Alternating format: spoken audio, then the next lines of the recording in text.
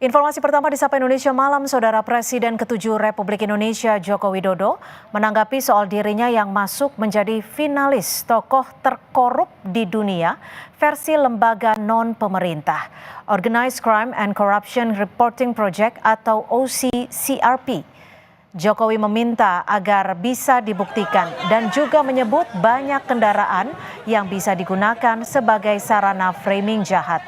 Menanggapi hal ini, Jokowi meminta agar dibuktikan saja, jangan asal membangun framing jahat atau menebar fitnah.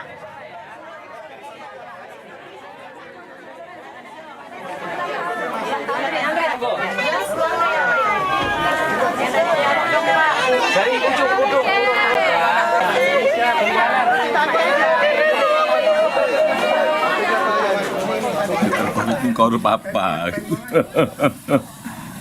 Yang dikorupsi apa, ya dibuktikan apa. Katanya dianggap memanipulasi sistemnya. Sistem apa?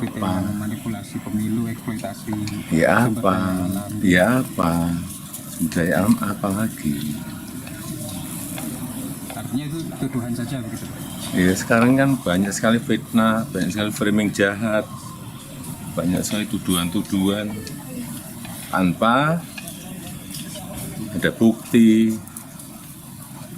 Itu yang terjadi sekarang kan. Jadi menurut Bapak itu muatan politis? Ya ditanyakan aja.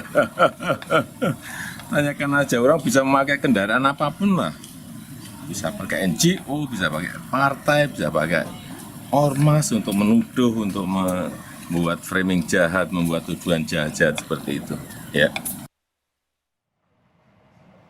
Presiden ke-7 Republik Indonesia Joko Widodo masuk dalam daftar finalis pemimpin paling korup di dunia dari Organized Crime and Corruption Reporting Project atau OCCRP. Finalis dinominasikan oleh pembaca OCCRP beserta jaringannya, jurnalis termasuk para juri. Nama Jokowi masuk bersama Presiden Kenya William Ruto, Presiden Nigeria Bola Ahmed Tinubu, dan Presiden Kenya menjadi tokoh paling korup yang dipilih responden. Sementara Saudara, Presiden Suriah yang baru saja digulingkan Bashar al-Assad menjadi tokoh paling mendatangkan malapetaka melalui kejahatan terorganisir dan korupsi di tahun 2024.